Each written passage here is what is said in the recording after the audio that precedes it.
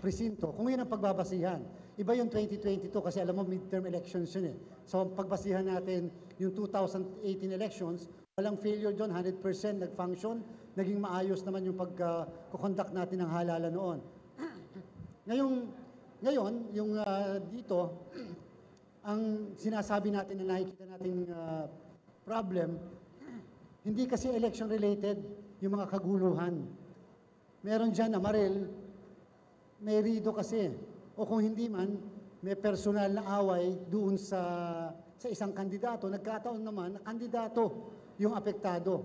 Ang problem doon, yun yung pinapaliwanag ni General Garrido kanina, kapag halimbawa may nasaktan, tapos may kamag-anak sa JI, o kaya may kamag-anak doon sa Abu Sayyaf, damay din yun eh. Damay din yung grupo na yon. Kasi sigurado, gagante, yun na kamag-anak na naandun. So, ibig sabihin, nagsimula sa isang away lang sa barangay, nagkataon na kandidato yung kaaway, tapos yung nakaaway, merong kamag-anak pala sa isang armed group, apektado, yun doon lang nagkakaroon tayo ng problem. But when it comes to peace and order pertaining to election-related violence, halimbawa, wala naman tayo masyadong nakikita. Di ba sabi nga natin, katulad nung nangyari sa Midsayap, sa Cotabato, hindi naman pala sa election-related violence, nagkataon lang na magpapile ng candidacy yung mismong napatay. Yung pala, may rido rin pala doon sa area na yun. Apektado rin siya. May kaanak na na-involve sa rido, so nadamay. Pero, siyempre pumasok kasi sa election period after the filing of the candidacy. Therefore, ang term ng lahat, election-related. Again, hindi siya election-related. Kaya, as of this time, wala pa rin nagbabago sa paniniwala natin na magiging maayos ang halalan dito sa Bangsamoro. At therefore, dapat bigyan natin ng laya ang PNP at saka AFP na gawin nila yung kanilang mandato.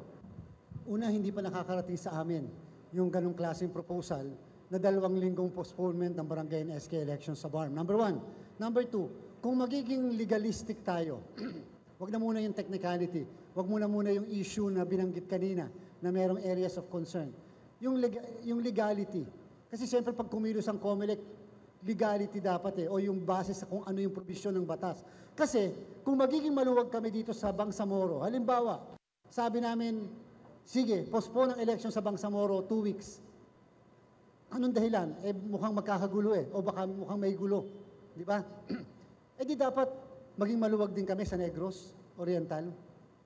Dapat ang treatment pare-parehas. Kung i-apply yung Section 5 sa isa, ganun ang application sa ibang parte ng ating bansa. Anong sabi? Terrorism, violence, loss or destruction of election paraphernalia, force majeure, and other analogous causes which will result in the impossibility of holding the election. Sa palagay ko naman, wala kahit isang nilalang dito sa bulwagan ito magsasabi that it is impossible to hold the election in Bangsamoro by October 30. So yun ang pagbabasihan, yung batas. Tama po, may recommendation ng PNP, maaari may recommendation ng AFP. But in the final analysis, the COMELEC will have the final say whether to postpone or not the election, and the basis of the COMELEC will always be what the law provides. Valid yung madami, minsan naman yung iba, hindi. May mga request na i-centralize yung counting at yung canvassing. Okay? Bakit? Kasi mahirap na doon ka mag-counting sa mismong area. Doon ka magpapaboto pero hindi dapat doon ang counting, mahirap na. So, madami ng pagkakataon kahit itong 2022, naka-centralize ang counting at canvassing sa isang lugar, sa iba't ibang bayan, sa isang lugar. Ibig sabihin, sisiguraduhin ng security forces natin na makakapunta ng maayos at matiwasay ang mga guro mula sa presinto, sa barangay, papunta doon sa centralized counting. Sisiguraduhin na lahat ng ballot boxes din ay madadala ng maayos doon sa mismong centralized counting. At the same time, yung mismong centralized counting area, sisiguraduhin na properly secured yun. Kasi doon naman bibilangin ang napakadaming areas. Yung bagay na ganun ginagawa yon, hindi dahil sa magkakagulo sa barangay, subalit para lang mas makasigurado na hindi masisimulan sa bawat barangay ang kaguluhan, lalo na sa oras ng bilangan. Diyan naman kasi magkakagulo yung oras ng bilangan, kasi alam na kasi ng iba dyan, talo na sila Kaya manggugulo na lang doon sa pagbilang. Lalo na sa canvassing. Bakit? nabilang na sa bawat presinto, nasuma total na nila yun, alam na nilang talo sila, doon sila manggugulo sa canvassing. Eh isipin mo, kung nasa barangay yon, so sa area na yon, tapos manggugulo doon o magugulo, o di dalhin na lang namin sa isang area at sisiguraduhin namin secured yung lahat ng dadalhin doon, kasama na yung tao. Walang public hearing gawin ng COMELEC. Kaya lang naman kami nagkaroon ng public hearing doon dahil at that time, wala pang recommendation ng security forces natin, ang AFP at PNP. Napakalaking bigat kasi na merong recommendation ng AFP at PNP sapagkat siyempre sila yung nagbibigay ng assessment doon sa area, sila ang nagsasabi kung ano talaga ang tunay na kondisyon. At more or less, to a certain extent, ang COMELEC will always lean towards adopting the recommendation of the PNP and the AFP. Kaya sa amin, kung yan ay recommendation, kahit hindi na namin ipahiring, the COMELEC can make its own determination even without conducting a hearing. Sa 63 barangays. At definitely hindi na makakaabot yun para sa barangay and SK elections. In the same manner na hindi rin nakaabot yung magiging special elections sa Negros Oriental. Yung plebisito, hindi na makakahabol yon.